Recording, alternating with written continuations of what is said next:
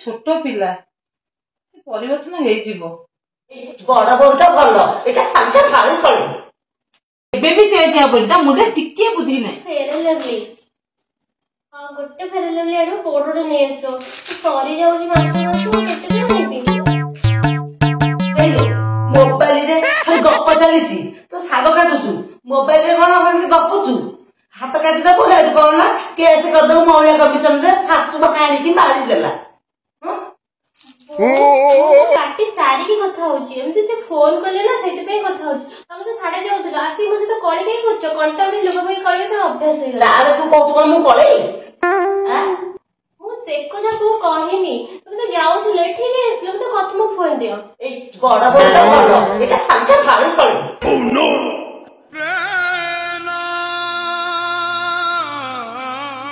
ସାନ ବୋହୁଟା ଭାରି ଉପର ମୁହାଁ, ଖାଲି ତ ଫେସନ କରୁଛି, ପଇସା ସବୁ ବର୍ବାଦ କଲେ।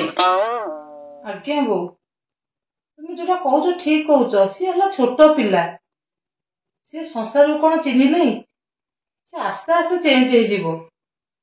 ବୋଉ ତମେ ଚାହା ପିଇଦିଅ, ମୁଁ ତାକୁ ବୁଝେଇଦେବି। ତମ ମୁହଁରେ କେବେ ଉତ୍ତର ଦବନି, କେବେ ବି ଚେଞ୍ଜ ହବନି, ତା ମୁଣ୍ଡରେ ଟିକେ ବୁଦ୍ଧି ନାହିଁ। କଥା ଦଉଛି ସେ ପରିବର୍ତ୍ତନ ହେଇଯିବ। ମୁଁ ଆଉ ଏ ଘରେ ରହିବିନି, ତୁ ଆସି ମତେ ନେଇଯା। ନା ସେ ଜମା ବି ଭଲ ନୁହେଁ, ସେ ଶାଶୁ ତ ବହୁତ ବଡ ଭିଲିଆନ, ଯେମିତି ଖାଲି କହିଲେ କହିବେ କଣ ନା ଶାଶୁ ଏମିତି କରୁଛି ସେମିତି କରୁଛି, ସବୁ କଥା ଖାଲି କହିଦଉଛି। ନା ମୁଁ ଆଜି ଖାଇନି କି ଖାଇବିନି। ତତେ ବା କହିଲି ଶାଶୁ ସେଠି ବଇଛନ୍ତି, ତୁ କିଛି କହନା। ତତେ କହିଲି ଶୁଣୁ, ବାପା ମା କେତେ କଷ୍ଟ କରିବେ ବାହା କଲେ, ଜମିବାଡି ବିକି ବାହା କଲେ, ତୁ ସବୁ କଥା କାନରେ କହିଲି କେତେ ଟେନସନରେ ରହିବେ। ତୁ ଅନେଇଲୁ, ତତେ ମନା କରିଥିଲି ବାରମ୍ବାର କହିଦେ ତୁ ଘର କଥା କିଛି କହିବୁନି। ନାନୀ ତମେ ବୁଝୁନ, ସବୁବେଳେ ପ୍ରତି କଥାରେ କହୁଛନ୍ତି ତୁ ଏଇଟା ଲଗେଇବୁନି, ତୁ ଏଇଟା ସଜାଉନି, ନୂଆ ଲୁଗା ପିନ୍ଧିବୁନି, କେମିତି ମୁଁ ଚଳିବି ଏଠି? ଆଲୋ ପାଗେଲି, ଲୁହ ପୋଛ। ଆଲୋ ଦେଖେ, ମତେ ଦେଖିଲୁ ମୁଁ କେତେ ଷ୍ଟ୍ରଙ୍ଗ, କୋଉ କଥା ମୁଣ୍ଡରେ ପୁରାଏନି। ନାନୀ ମୁଁ ଗୋଟେ କଥା ଭାବୁଛି, ତୁମେ ଏ ଶାଶୁ ପାଖେ କେମିତି ଆଗରୁ ଚଳୁଥିଲେ, ଏତେ ଦିନ କାଳ ଆସିଲାଣି ତମକୁ କେମିତି ଏତେ ନହେଲେ ପାଗେଳିଟା। ଜମା ରହିପାରିବିନି, ଜମା ରହିପାରିବିନି। ମୁଁ ଆମେ ବାହାରେ ଯାଇ ରହିବୁ, ମୁଁ ଏଠି ରହିପାରିବିନି। ଶୁଣୁ, ସେମିତି ହେଲେ ଘର ଭାଙ୍ଗିଯିବ। ଆଲୋ ପାଗେଲି, ମୁଁ କଣ ତୋର କେହି ନୁହଁ, ତୁ ଶାଶୁ ପାଇଁ ଘର ଛାଡି ପଳେଇବୁ? ନାନୀ ତମେ ମୋ ସହିତ ବହୁତ ଭଲ ପାଅ, ମୁଁ ଜାଣିଛି, ହେଲେ ଶାଶୁକୁ ନେଇ ମୁଁ ଚଳିପାରୁନି, ବହୁତ କଷ୍ଟ ହଉଛି। ସେ ସବୁବେଳେ ରାଗୁଛନ୍ତି, ମୁଁ ଚାଲିଗଲେ କହୁଛନ୍ତି। ସେ କେତେ ଦିନ କହିବେ? କହନ୍ତୁ, ତୁ ଟାଣ ହଉନୁ, ତୁ ମୋ ଭଳିଆ ଟାଣ ହଉନୁ। ଏମିତି ହେଲେ ନା ସମସ୍ତେ ମାନେ ହସିବେ, ସାଇ ପଡିଶା ହସିବେ, ଆମ ବାପ ଘର ମାନେ କଷ୍ଟ ପାଇବେ। ଆମେ ଭଲରେ ଚଳିଲେ ସେ ଆପେ ଆପେ ଭଲ ହେଇଯିବେ। ହେଲା, ମୋ ସହିତ ଆସି କଥା ହଉଛି, ଯଦି ସେ ସେଠି ଶୁଣିଦେବେ ନା। ସେ ମତେ କହୁଛନ୍ତି, ମତେ ଯାହା କହୁଛନ୍ତି, କହୁଛି ସାନ ବୋହୁଟା ଚଣ୍ଡୀଟା, ଉଦଣ୍ଡୀଟା, ଏମିତି କହନ୍ତି। ମୁଁ କତ କଥା ଶୁଣୁଛି। ସବୁବେଳେ ଘରର କାମ, ଆଳୁ ହାତ ଦେଉଛି, ସବୁବେଳେ ଖାଲି କାମ। ଯେତେବେଳେ ଟିକେ ଶାଶୁ ବସେଇ ଦେବିନି, କହିବେ ଟିକେ ବସ, ଟିକେ ମୋବାଇଲ ଦେଖି ଯା, ଟିକେ ବୁଲିବାକୁ। ନାନୀ ଟିକେ ଅଛନ୍ତି ବୋଲି ଘରଟାରେ ଭଲ ଲାଗୁଛି, ନହେଲେ ମଣିଷ ଘରେ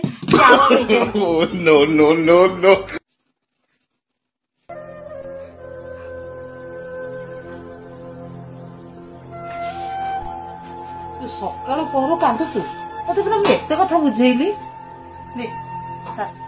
ଖାଇବିନି ନାନୀ, ତମେ ରଖି ଖାଇଦେ, ସୁନା ଭଉଣୀଟା ପୁରା। ତୁ ଅନେଇଲୁ, ତୁ ଯଦି ଶାଶୁ କଥା ଧରିବୁ ଚଳିବୁ କାହା ପାଖରେ? ମୁଁ ଦେଖେ, ମତେ ଦେଖେ, ମୁଁ ତ ଖାଲି ସବୁ କଥା ସହିଛି। ସୁନା ଭଉଣୀଟା କାନ୍ଦେ ନା ଲୋ। ନାନୀ ମୁଁ ଏଠି ଘର ଛାଡି ପଳେଇବି। ନା, ଆରେ ଘରେ ତୁ ଛାଡି ଦେଇ ଗଲେ ହେରି ଆମ ସ୍ୱାମୀ, ଆମ ଶ୍ୱଶୁରଙ୍କର ଇଜ୍ଜତ ଯିବ, ଆଉ ବାପ ମାଙ୍କ ନାଁ ପଡିବ। ସୁନା ଭଉଣୀଟା ଖାଇଦେ, ବୁଝେଇଲି। ଆମେ ଚାହିଁଲେ ଏ ଘର ମନ୍ଦିର ହେଇଯିବ। ଶୁଣୁ, ମନ ଏକ କରିବା, ଆମେ ଦି ଭଉଣୀ ଭଲରେ ଚଳିବା, ଆଉ ଶାଶୁଙ୍କ କଥା ଶୁଣିବାନି। ବୁଢୀ ହେଲଣି, ତାକୁ ଯେମିତି ସ୍ନେହ ଦେବା ସେ ସେମିତି ହେବେ। ବ୍ୟସ୍ତ ହନା, ଅଳପ ଦିନ ଦେଖୁ କେତେ ଚେଞ୍ଜ ହେଇଗଲାଣି, ଆଉ ଅଳପ ଦିନ ଚେଞ୍ଜ ହେଇଯିବେ। ହେଲା, ସୁନା ମୋ ଭଉଣୀ।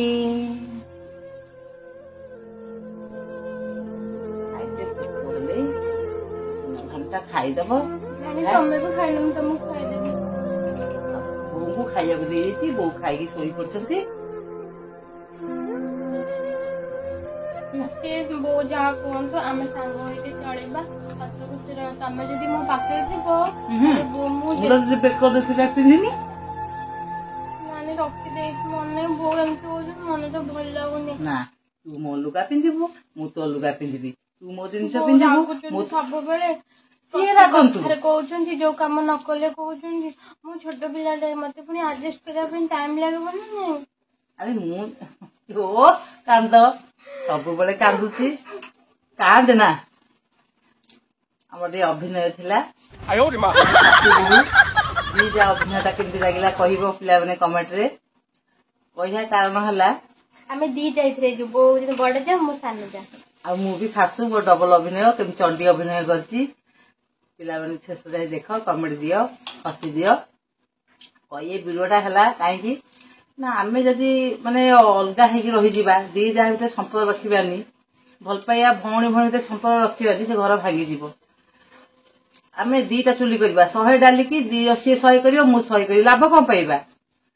ଏମିତି ଏକ ମନ କରି ଆମେ ଚଳିବା। ଘରେ ଯଦି ଆମେ ସାଙ୍ଗ ହେଇକି ରହିବା, ଦୁଇ ଯା ହଉ କି ଶାଶୁ ବୋହୂ ହଉ କି ଭାଇ ଭଉଣୀ ହଉ, ହସ ଖୁସିରେ ରହିବା, ଆମଠୁ ଆମ ପିଲାମାନେ ସେଇଆ ହିଁ ଶିଖିବେ।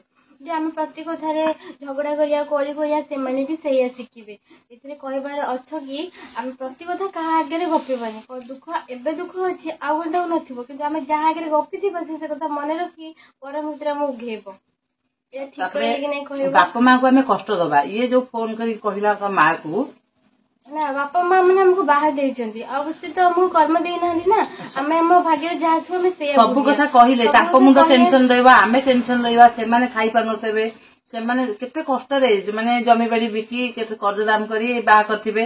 ତାଙ୍କୁ ଯଦି ଆମେ ସବୁ କଥା କାନରେ ଫୋନ କରି କହିବା, ତାଙ୍କ ମନରେ ବହୁତ କଷ୍ଟ ଆସିବ। ନିଜ ଦୁଃଖକୁ ନିଜେ ସାମ୍ନା କରିବା ଶିଖ। ସମୟ ଆସିଲେ ସବୁ ପରିବର୍ତ୍ତନ ହେଇଯିବ। ଗୋଟେ ଜିନିଷ, ସବୁଠୁ ବଡ ଜିନିଷ ହଉଛି ଧୈର୍ଯ୍ୟ। ଧୈର୍ଯ୍ୟ ଯାହା ପାଖରେ ଅଛି ସବୁଠୁ ବଡ ଜିନିଷ ହଉଛି ସେଇଟା ନଥିଲେ କିଛି ବି ନାହିଁ।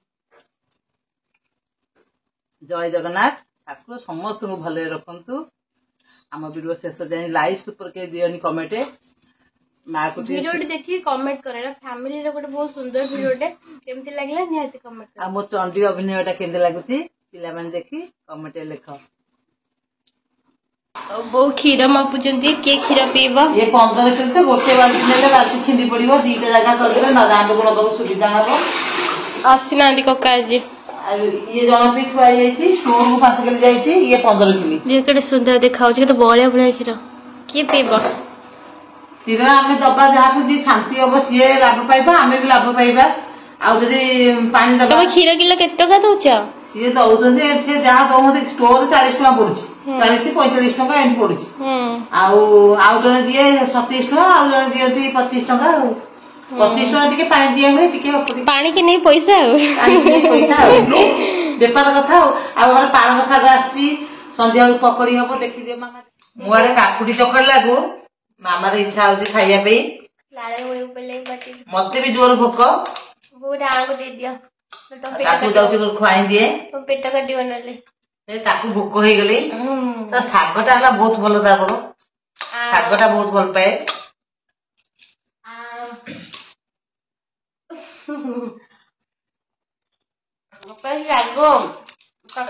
କାକୁଡି ଚକଟିଥିଲି, ଯୋଉ ରାଗ।